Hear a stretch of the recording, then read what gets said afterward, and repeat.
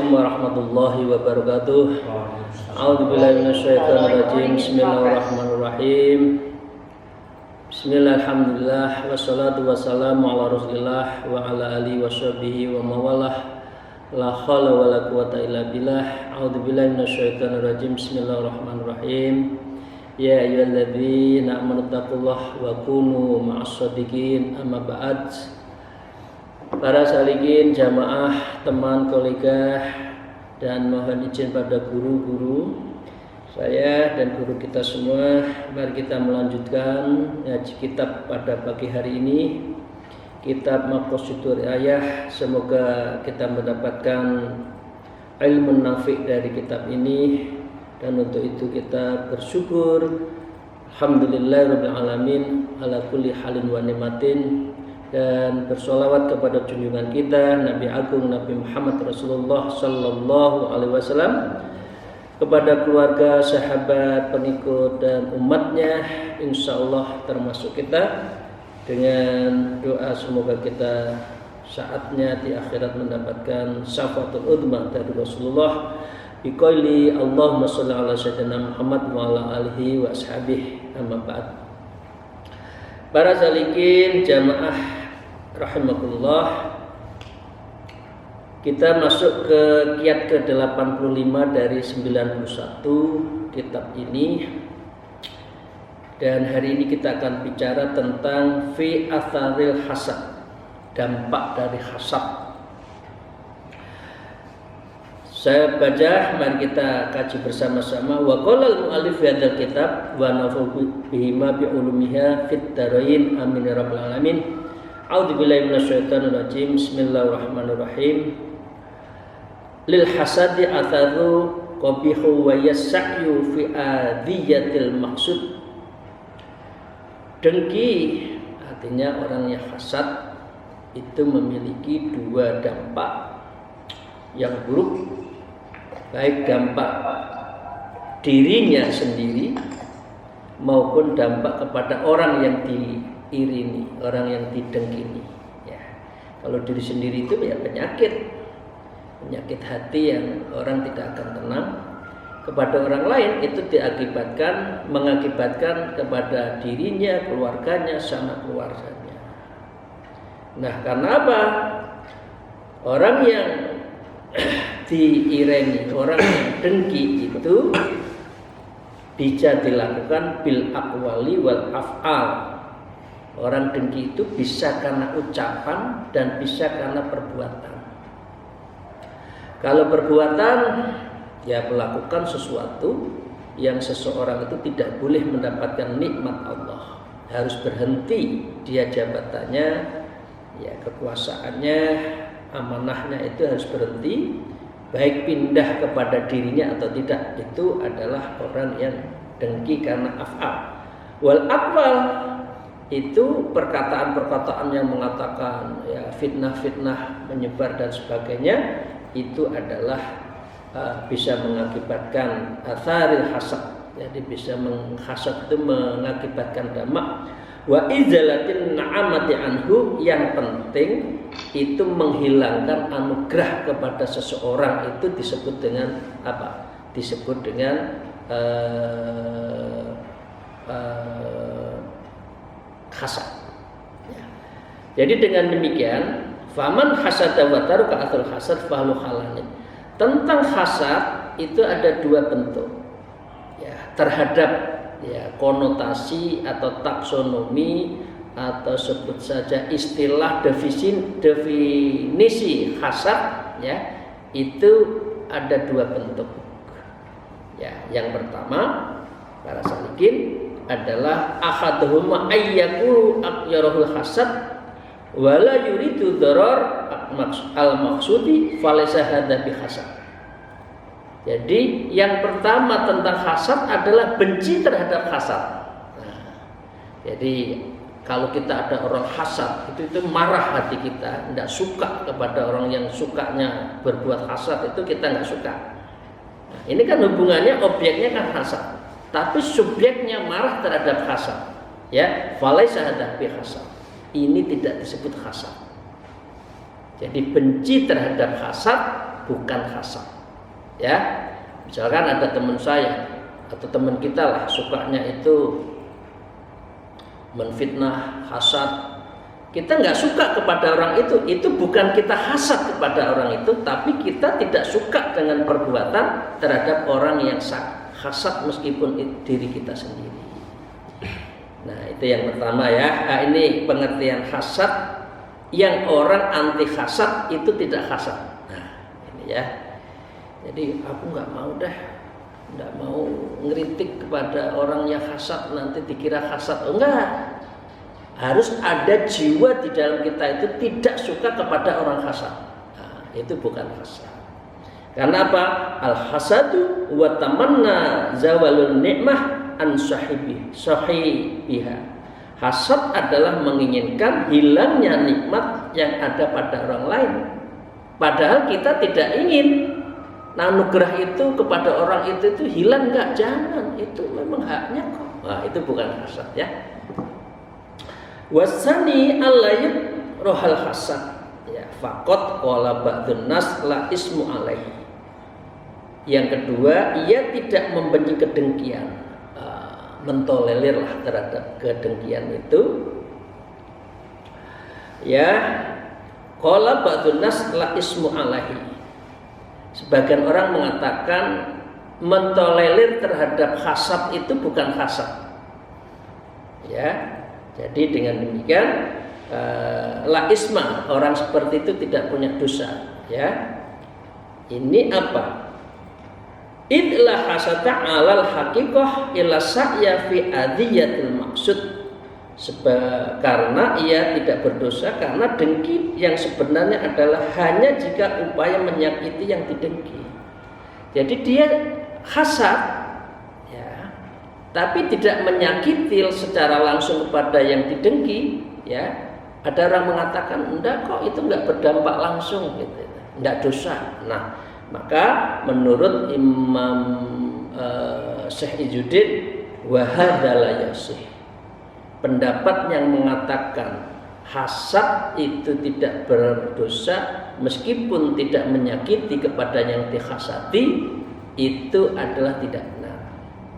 Ya, jadi apapun seseorang yang hasad terhadap orang lain, pindah atau tidak pindah, berhasil tidak berhasil, nyampe kepada yang dihasati atau yang tidak, itu tetap namanya hasad.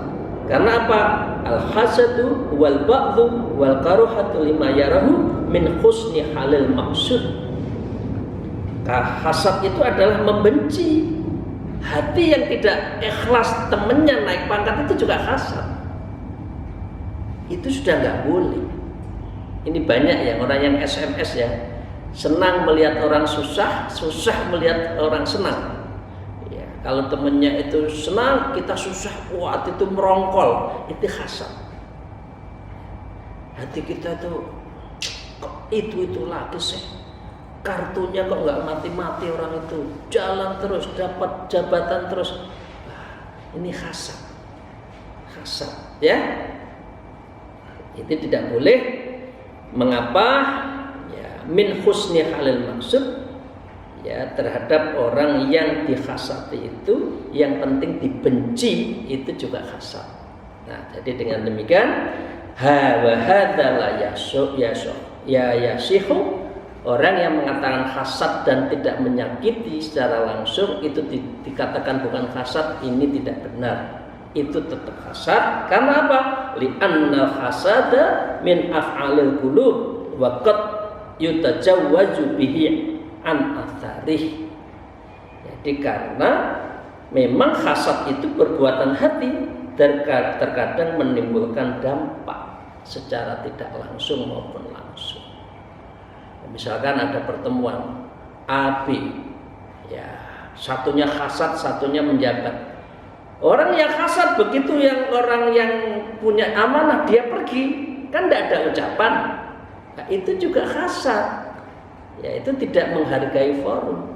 Pokoknya kalau ada orang itu saya nggak mau ada di forum itu, kan banyak ya. Ya, nggak usah itu nanti hati kita merongkol ya, kita sakit. bisa jantungan gitu. Kalau segitu melihat orang senang, hati kita merongkol itu bisa jantungan, ya. Nah, ini tetap disebutkan fatu sama hasad, maka ini apapun disebut hasad, ya. Wa inna mananil hasad liqauni idza tamakkunna minal qalbi hamala amal muammalati bi atharah. Jadi dengki dilarang sebab ia sudah menguasai hati. Ya, idza tamakkunal qalbi, orang yang hasad itu sudah mempengaruhi hatinya, hamala, maka hati yang sudah cenderung hasad itu membawanya alal muamalah, yaitu yang bisa melakukan sesuatu perbuatan bi'atharih yang bisa mengakibatkan dirinya dan kepada orang lain. Fayakunu tahrimuhu min babit tahrim al-wasail, maka pengharaman dengki, karena itu haram dengki itu diharamkan karena apa? Min babi, ya, karena ini adalah pertama pintu masuk al-wasail, perantara yang bisa menjadikan orang itu hasad, baik berpengaruh atau tidak berpengaruh, baik yang mengena atau tidak mengena, baik yang pindah atau tidak pindah, baik yang tersakiti atau tidak disakiti, maka hukumnya adalah haram. Ya, ini Bapak Ibu sekalian, kita lanjutkan. Fi ismil hasati wa atharih, dosa, dengki dan dampaknya. Para salikin, di dalam kiat yang ke-86 Syekh Izzuddin mengatakan al hasadu bil qalbi dzambun bainal hasadi wa bainar rabbil ta'ala.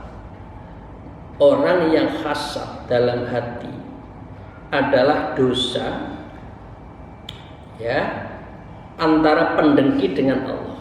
Misalkan gini, hati kita merongkol pada seseorang, kita tidak melakukan apa saja, tidak berucap, tidak bersikap, tidak akwal dan tidak amal, maka itu tetap dosa.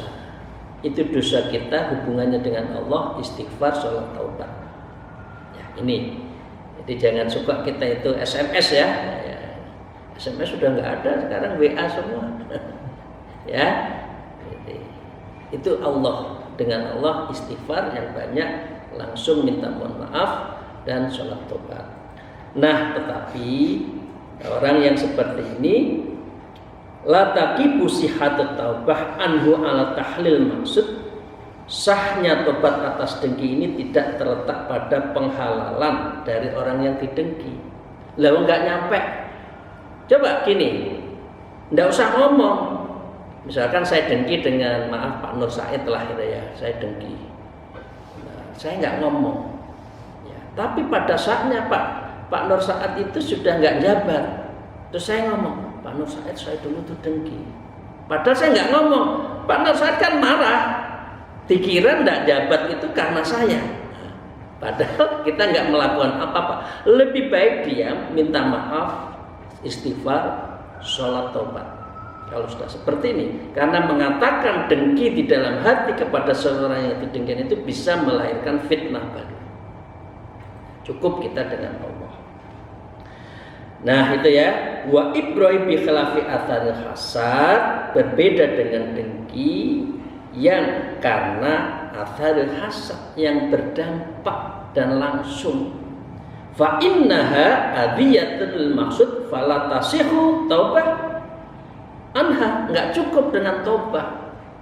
Ya Allah, uang itu orang sudah dibully di mana-mana, karakter asesen di mana-mana. Dah saya tak minta tobat, minta apa? Saya sholat tobat, minta maaf pada Allah, nggak cukup. La fala tasihu taubah, nggak cukup dengan tobat itu. Illa bil khuruji an uhdatiha, kecuali minta dibebaskannya dari orang yang didengkeni ini. Ya, kembali lagi saya ke Pak Nur Said. Pak Nur Said masih menjabat, masih sehat, masih kuat, masih pengaruhnya banyak, tapi saya dengki. Pak Nur Said, saya mohon maaf, mohon saya disahkan, mohon saya dikosongkan hati saya, mohon dimaafkan dan saya minta ridhonya. Nah, itu caranya seperti itu. Karena Bapak Ibu sekalian, jangan sampai kita karakter assassination ya. WA kita kepada orang yang nggak jelas nggak usah di-share. Itu iri juga, hasad juga, fitnah juga. Nah, li'anna darar laisa bi mujarradil hasad. Sebab kerugian yang timbul tidak hanya dengki sendiri, ya. Wa inna ma huwa bi ta'ati atharah, tetapi juga sebab dampak dengki tersebut. Jadi dirinya dengki mengakibatkan dosa kepada Allah dan orang yang didengkeni, dan yang kedua wa inna ma huwa bi ta'ati athari, dan dia juga membawa dampak pada yang didengkeni itu ya keluarganya, saudaranya, sahabatnya, akhirnya nggak percaya kepada orang yang didengkeni itu. Waduh, dosanya besar. Coba ini kita semua ya yang berorganisasi, kita sebaiknya tidak usah berdengkilah kepada teman. Nah, karena itu apakah ini pertanyaan, apakah kita tanafus itu iri enggak? Berlomba-lomba itu iri enggak? Ini kita bahas. Nah, karena itu Rasulullah sallallahu alaihi wasallam dari Abdullah ibnu Mas'ud radhiyallahu anhu qala la hasada illa fisnataini. Tidak ada hasad terhadap dua hal. Ya, ar-rajul ata'allahi malan fasullata ala halakati fil haq. Jadi seseorang tidak disebut hasad kalau ada orang yang menganugerahkan hartanya dan infakkan di jalan Allah, ya, ia bukan hasad. Artinya kita tanafus, kita ingin seperti itu, bukan dengki, tapi ini tanafus, ingin niru, itu bukan hasad. Ya, warujun atau hikmah, dan yang kedua adalah orang yang selalu belajar ilmu Al-Quran dan ilmu hadis, ya, itu juga bukan tanafus.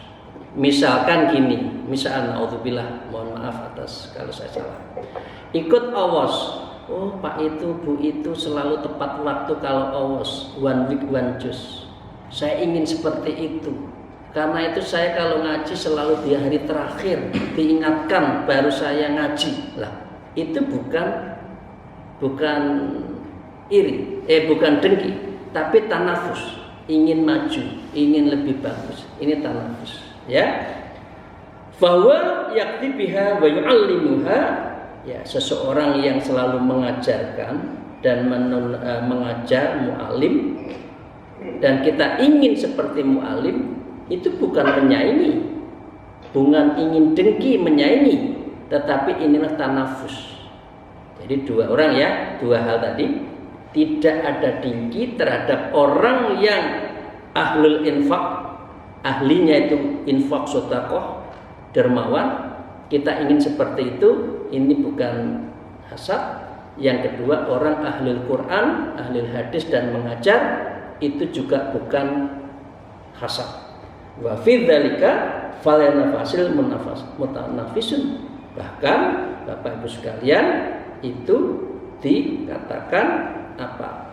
Kita ingin seperti itu adalah yang terbaik. Artinya kita ittiba, mengikuti. Nah, karena itu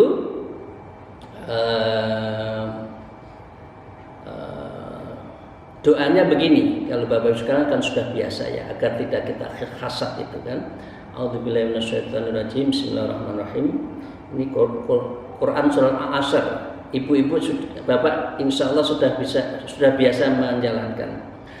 A'udzubillahi minasyaitonirrajim. Rabbana ighfir lana wa li ikhwanina alladziina sabaquna bil iman wa la taj'al fi qulubina ghillal lil ladziina amanu rabbana innaka ra'ufur rahim. Doanya itu aja, agar kita dijaga, agar hati kita tidak hasad. Jadi mereka boleh bersabar, Ya Allah, beri ampunlah kami saudara kami yang beriman lebih dulu kepada kami, dan janganlah Engkau membiarkan tumbuh kedengkian di dalam hati kami terhadap orang-orang yang beriman. Artinya sesama muslim. Wahai Allah, sesungguhnya Engkau Maha Penyantun dan lagi Maha Penyayang. Ya, Raufur Rahim.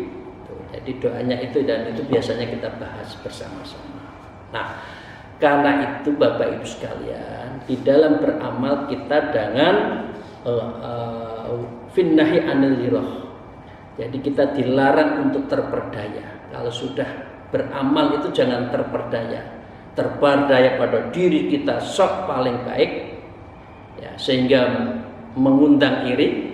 Sebaliknya kita juga jangan suka iri terhadap seseorang.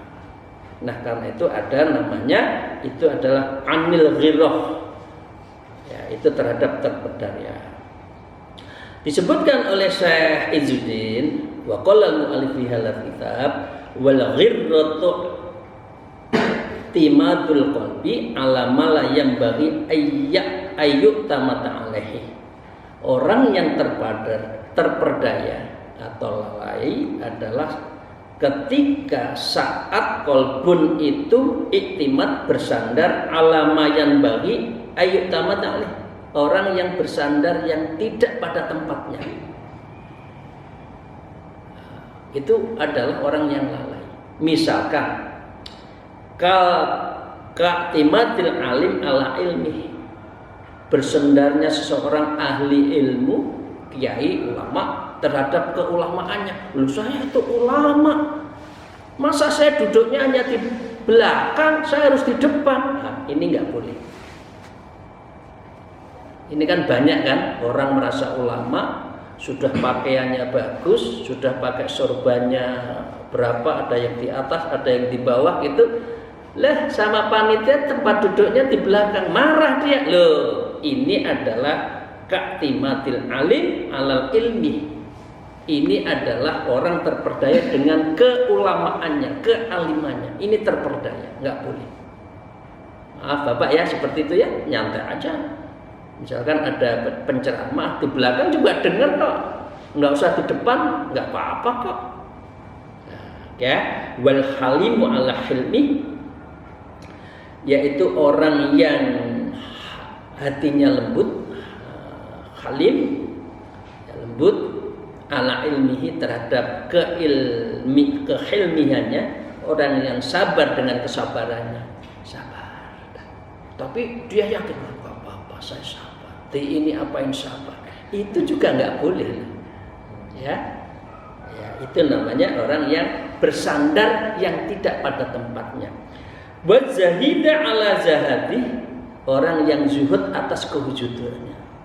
Wujud, pakaiannya compang-camping, ya, di forum apapun pakaiannya yang paling jelek. Nah, itu juga orang bersandar kepada zuhudannya, pamer zuhud, itu nggak boleh, ya. Itu orang terperdaya loh ya. Ini bagus ini, Syekh Izzuddin itu mengingatkan kita. Wal abid ala ibadati, orang yang ahli ibadah terhadap ibadahnya. Oh, saya setiap hari puasa ini, puasa itu, puasa ini, hari ini, Senin, Kamis, Aumul Bid, apa saja saya puasa. Ya, tapi bersandar, oh ya Allah, puasa saya banyak, pahala saya banyak. Berarti saya bersandar pada ibadah saya. Ini nggak boleh. Memangnya tahu kita, Bapak Ibu sekalian, amal kita itu diterima oleh Allah? Kan belum tahu. Loh, kok disandari? Nah, itu juga nggak boleh ya. Wal arifi ala ma'rifatih, dan orang yang disebut arif, ya orang yang arif, yang bijaksana, orang yang makrifat, orang yang tasawuf, bersandar ke tasawufannya, itu juga tidak boleh. Nah, dengan demikian para salikin rahimahullah, maka dengan begitu adalah wal usati ala imhalillahu ta'ala iyyahum. Ini anak-anak muda jangan dilakukan ya. Ini maaf termasuk kita semua yang sudah umur.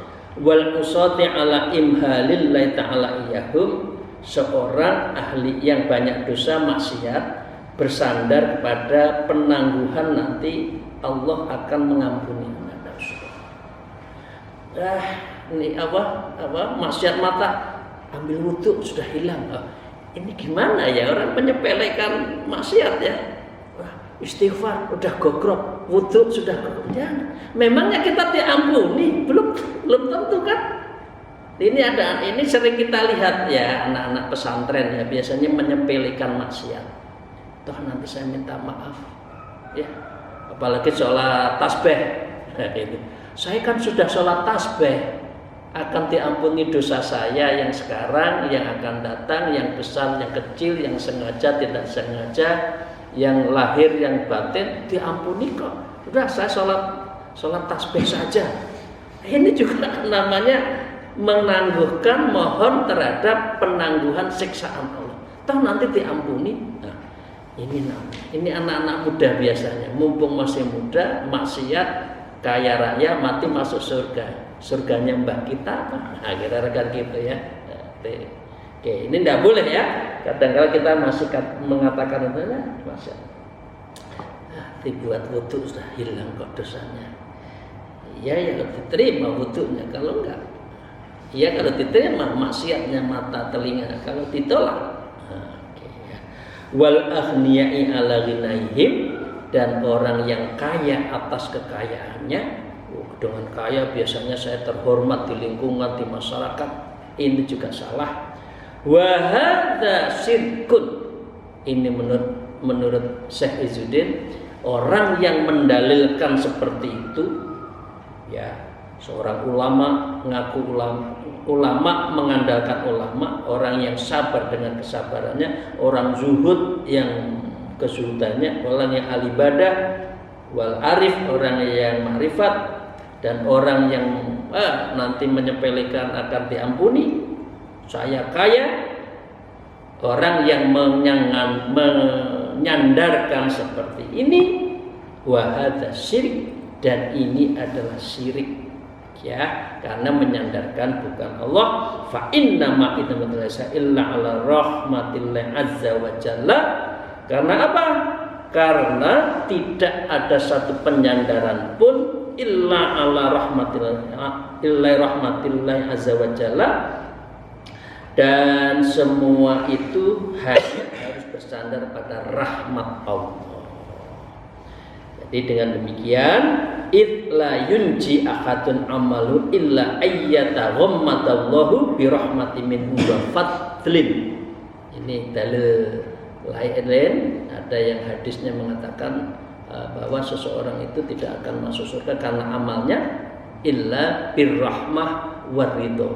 Nah, kalau di situ disebutkan illa yunji ahadun amaluhu ya, sebab amalan untuk menyelamatkan seseorang itu ya tidak karena ya illa, bukan karena amalannya, illa ayataghamadallah birahmati, kecuali karena rahmat, dilimpahi rahmat Allah, wa fadlin, dan karunia Allah.